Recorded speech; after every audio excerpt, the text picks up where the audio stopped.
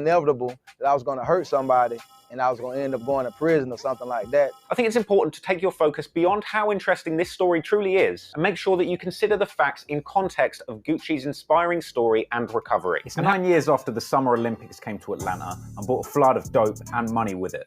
It's only 5 months before BMF, the Black Mafia family, would be indicted over a massive drug ring that allegedly brought It's also 1 month after the release of the massive single Icy by Guccimane and young Jeezy, and causing a massive beef between the two rappers. He goes to a house with a stripper that he met that day. It's been disputed how many people were involved in this, but while Gucci was at that apartment, either 3, 4, or 5 men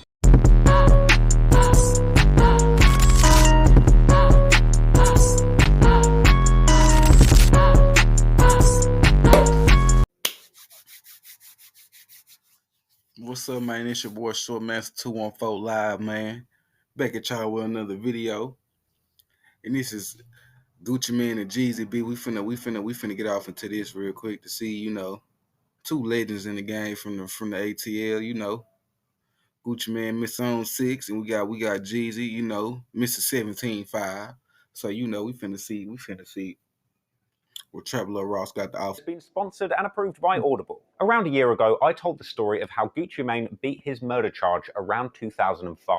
Now, due to a couple of issues with that video, it was never able to remain on my channel and remains unseen throughout pretty much the duration of 2019. And well, it looks like the East Atlanta Santa truly delivered this year, because I'm very excited to say that you are about to get that story delivered right to your face. But before I get into that, I want to take this opportunity to just give some extra context to this story. Not that long ago, we actually saw 2019's favorite rapper, DaBaby, go through a quite similar situation to Gucci under the guise of self-defense. Now, considering the sheer amount of attention DaBaby got for this case, combined with the incredible run he had musically in DaBaby ain't nobody to play with, man. Now you got the South rappers, right? And then you got the rappers like DaBaby, Guccimane.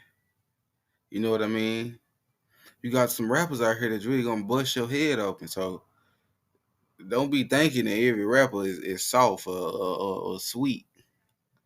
That ain't the case. In 2019, it's very easy to forget the human cost of going through a self-defense situation like this. Now, Guccimane has been pretty frank about the toll that this situation took on his mental health following the incident. I had post-traumatic stress. You know what I'm saying? Once somebody lost their life and trying to rob you, it's kind of like it never goes away. But I felt like that it was inevitable that I was going to hurt somebody and I was going to end up going to prison or something like that. I think it's important to take your focus beyond how interesting this story truly is and make sure that you consider the facts in context of Gucci's inspiring story and recovery. And having recently over Christmas returned to the audiobook, considering the fact that young Jeezy put a $2,000 bounty on his chain and he ended up getting into an altercation with some of the people that was around him, that's completely Jeezy's fault. So I can see why Guccimane still, even though after they had their little verses or whatever, Guccimane still don't like him, because if you send somebody to come kill me, I'm not gonna never be cool with you, especially if I done caught a case behind that and had to pay $500,000 for a lawyer to represent me in court. So we definitely ain't gonna be cool after that. For sure, for sure. Book for the autobiography of Guccimane, it truly drives home what an inspiring story. Another thing, under no circumstance is you a man if you having somebody else go handle your problems for you. If you paying a man to go handle some beef for you, you is not no man, dog. You is a coward, bro. Like, for real. That he has gone through. So keep that in mind, and thanks for watching. Atlanta, 2005, May the 10th. It's 9 years after the Summer Olympics came to Atlanta and brought a flood of dope and money with it. It's only 5 months before BMF, the Black Mafia family, would be indicted over a massive drug ring that allegedly brought in $270 million during its reign. And it was also the first year that an IKEA location had opened up in Atlanta. So you know that there's some rage in the air. It's also 1 month after the release of the massive single Icy by Guccimane and young Jeezy, and causing a massive beef between the two rappers. Guccimane, gearing up for the release of his debut album Trap House at the end of the month, goes to a house with a stripper that he met that day. It's been disputed how many people were involved in this, but while Gucci was at that apartment, either 3, 4, or 5 men rushed in. Now, I'm not sure I've actually ever heard a single story of a rapper taking home a stripper and it not being a setup. I swear, if the girls don't kill you, the strip club buffet will. They punch Gucci. Yep. some strippers still be having boyfriends and stuff. So, you know, if you're taking a stripper home, man, I don't see how y'all take strippers home. That's kind of disgusting, really. But I guess some men just be thirsty like that. So I don't know. But it don't matter who you take home from the club, bro. You put your life at risk. So Gucci in the face with a knuckle duster, pistol whipped the woman, and somebody shouted, "Shoot him," and shots were fired. Some people say that Gucci reached for a legally registered firearm that he had on him and shot back straight away. Other people say that a scuffle went down and Gucci grabbed one of the guy's guns and shot him with his own pistol. All of the attackers ran out of the apartment and one of them was heard shouting, "Are you hit?" 3 days later, a body is found at the woods across the road just next to Columbia Middle School. And 9 days later, Gucci turns himself in on a warrant for a murder charge. Now, it's very rare that a sponsor is so specifically valuable to a particular video. Now, over a year ago, I used Audible to listen to the autobiography of Guccimane to learn more about his story and his legal issues, and I've got to say, it's one of the most exciting stories I've ever listened to. And it doesn't stop there, because Audible has the world's largest selection of audiobooks. And I'm being serious when I say I listen to audiobooks on Audible a lot. There's tons of great hip-hop autobiographies that I've listened to there in the past year. They've got Rick Ross's Hurricanes, Shook Ones by Charlemagne the God, and Sweat the Technique by Rakim. Now, I specifically find Audible the most helpful during times when I want to learn or get informed or entertained by a good old hip-hop story while I'm doing something else. Specifically hitting the gym or going on a long drive. Like literally a week ago, I listened to the entire audiobook of Prodigy of Mobb Deep's My Infamous Life. And oh my days, it was straight fire. The stuff that guy got up to might as well be an entire decade's worth of trap law stories. So if you're a fan of me or anywhere near as much of a hip-hop obsessive as I am, I would suggest you get on Audible and sink your teeth into some of the amazing hip-hop audiobooks that they have to offer. As an Audible member, you get one audiobook every single month, and if you don't like what you hear, it's very easy to exchange your choice for another one. And you get to keep your library of listens forever, even if you cancel. I swear I've listened to Kevin Hart's autobiography like a million times. That guy's a true inspiration. So start listening to Audible now with a 30-day free trial that lets you choose one audiobook and 2 Audible originals absolutely free. Visit audible.com/TLR to get listening, baby. Thanks Audible for sponsoring, and thank you for watching and listening. Back to the video. Gucci's official stance was that the killing was in self-defense. The reason why they were there has a lot to do with a $10,000 bounty that was put on Guccimane's So Icy chain by young Jeezy. After this all went down, Jeezy denied any connection to the robbery, despite the fact that the body that turned up... He denied any connection to the robbery, just like he denied any connection to BMF. Right? Because think about it, let's just, like, I ain't trying to blemish his career or nothing, or like what he say he did in the street, but bro, if he was really in BMF like that, bro, he would have got picked up when the feds came and got them. So I just want you to know that. Was of a man that was a rapper signed to young Jeezy's record label.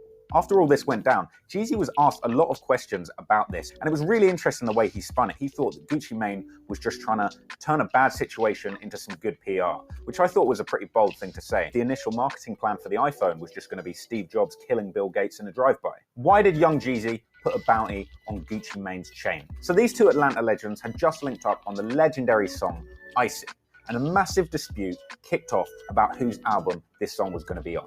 Jeezy was the more established artist in Atlanta at this time, but he hadn't had one big hit. Gucci wasn't as established in the Atlanta music scene at this point. He wanted to put that song on his own album so that he could blow up, and Gucci did have the initial idea for the song, but Jeezy wanted to have that song for his album in a couple of months' time. So Gucci basically turned around and said, "Fuck y'all, I'm putting it on Trap House at the end of the month." I don't fuck with a nigga, your pussy. So it was at this point that Jeezy, feeling a little bit butthurt from this whole situation, decided to release the legendary diss song, Stay Strapped, which included a whole bunch of pretty nasty shit about Gucci, as well as one particular line at the end of the song where he puts the $10,000 bounty on Gucci's chain. I got a bounty on that shit, nigga, 10 stacks. There's no solid evidence that young Jeezy is the one that directed. And that's how the beef got started. Over a song. 10 stacks on your head over a song, bro. Just retarded. Commissioned the hit. But the facts are, the man that ended up dead on that day was Henry Lee Clark III, aka Pookie Loc. Pookie Loc was a known rapper Remember in the Gucci Crip said we music smoking on group that Pookie Lotus Loc Lifestyle, who was tonight. signed to Young Jeezy's CTE record label at the time. By the way, Young Jeezy's CTE record label stands for Corporate Thugs Entertainment. It doesn't stand for the same CTE head injury that caused O.J. Simpson to kill his wife or Will Smith to start speaking with an African accent. I found a disease that no one has ever seen. Now, the maddest part of this story, and the bit that is a legendary piece of Gucci Mane lore, is did Gucci bury the body in the woods? Now, the body was found in some woods near the Columbia Middle School, which is literally on the other side of the road of where the attack took place. I looked this up on Google Maps. Now, there's a lot of conflicting accounts out there about how the body was found. Some people say that the body was simply found laying in the woods. Other people say that the body was half buried or fully buried, which makes a suggestion that Gucci may have taken the dead body and literally buried it in the woods. The only shred of evidence that I could find that suggested that he might have buried the body was this little line on a song that Gucci released dissing Young Jeezy years later. Go dig your partner up, nigga, bet he can't say shit. So that line doesn't really necessarily prove that Gucci buried the body, but it might be a subtle hint to what went down. I scoured the internet and I couldn't find anything else that was credible that suggested that Gucci had actually taken the body to the woods and buried it. The body was discovered a few days later when 4 guys went to the middle school, said that there's a dead body in the woods, and it's their friend who went missing a few days ago. What are the possible explanations for the burial narrative? Well, some reports suggest that after the shooting took place, all of the guys ran outside. Pookie, that had been hit, ran off into the woods, while all of his guys jumped into a truck and sped off. Now, the official line that was given was that at this point, Gucci ran outside. This one I don't get. How y'all supposed to rob somebody and then when he starts shooting, y'all get scared and then just run outside? Like, bro, come on, bro. Like, that's not. I ain't saying I'm an expert at robbing people, but if you was to rob somebody and you already got your mind made up, that means you went there prepared to die that day. Jumped in his truck and sped off the other way. The other option is that actually it might be the case that Gucci shot this guy in the apartment and he was dead in the building, and that Gucci actually took the body into the woods, tried to bury it, and then left the scene. This is definitely what attracts a lot of people to the story, because it's this idea of Gucci Mane as a cold-blooded killer that not only would do a killing in self-defense, but he would actually take the body into the woods and bury it on some gangster shit. But then again, if Gucci really is this much of a savage, it does make a lot of sense that his lawyer would dispute this fact, because the judge is not going to look kindly on you. I looked up the street where this happened. It's on some proper Donald Glover, Atlanta, Lost in the Woods type shit. I would be horrified if I was running around in these woods. If you're a student at Columbia Middle School and you look into the mirror and say Gucci Mane 3 times, he appears and snatches your chain. What really interested me, and what makes me think that he's even more of a savage, that regardless of whether he buried the body in the woods or whether he just let off a shot and ran away, but Gucci Mane appeared on Rap City doing a freestyle 9 days later. Got the Jacob on my wrist, diamonds different kind. Spit 50 stacks just to tell the time. Drop 2 stacks just to jump the line. A real true trap boy, I'm hard to find. 50 on my chain, got 20. It was while he was at the set filming this segment that he found out that he was wanted for murder. Gucci turned himself in and he released a statement from jail. He said, "I just want to let everybody know."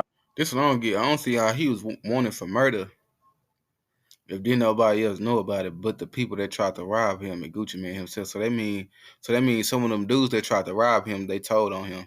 Had to.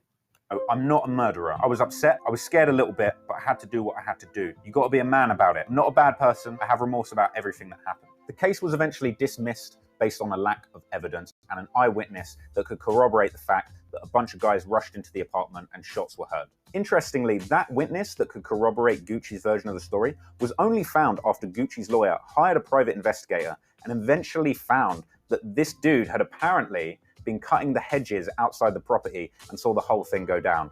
Very convenient. I like to do these videos, I like to crack jokes, but I felt a little bit bad covering this because it's a really sad story. That mean Gucci Mane was saved by the bill. That mean if he didn't have that witness, bro, he would have went to jail for attempted murder, bro. And he wouldn't even have any record. He talked about feeling like he was suffering from post-traumatic stress disorder, from all of the stuff that he saw in the hood and from going through the situation. It really makes you feel for the guy. You know, it can't be an easy situation to deal with. Enjoy your rap music responsibly, because it's so easy to get caught up and forget that these are real people with real lives and beasts have consequences. Thank you for watching. I hope you enjoyed that video. And anybody that didn't check out my last video, make sure that you go and check that out. I did a video on when Jay-Z shot his brother when he was 12. I'm going to put a link down there somewhere for everybody to go and see. And if you like that, make sure that you hit like, make sure that you leave a comment, and make sure that you subscribe and hit that notification bell so I can keep bringing you these videos in future. Peace out, y'all. All right. So, Gucci Mane dodged the bullet. I ain't gonna lie, the Jeezy and the Gucci beef, that beef been going on for like at least 10 years. Almost, well, I'll probably say more than that. I think it's probably like 15 or something like that, because they came out in 2005. They did their verses probably like in, 2021, 20? I forgot what it was. But, yeah, man, I feel like if you was gonna do all that over a song, bro, like I just don't get that. And then you paid $10,000 so somebody could snatch his chain, so they could end his career. That's what Jeezy really wanted to do, was end his career. But Jeezy made his career go up instead of him ending his career, so it kind of benefited Gucci more than it did Jeezy, because Gucci was an independent artist and Jeezy was the major artist. So I just look at that like, that's just a weird circumstance that somebody just, I don't know. I just don't see how you could just do that over a song, bro. You was finna pay somebody $10,000 to go steal somebody's chain when you could have paid $10,000 to just go buy a beat from Zaytoven or something and record another song, a hit song, bro. So that's what I didn't get about it.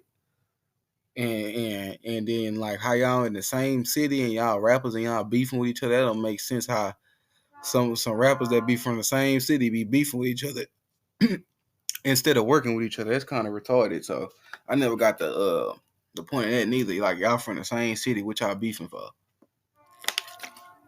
Y'all from the same city, y'all in the same boat. Y'all trying to get out the city, have a career. But see, people don't be thinking like that. People just be thinking like, oh, I want to be on top. I want to be number one.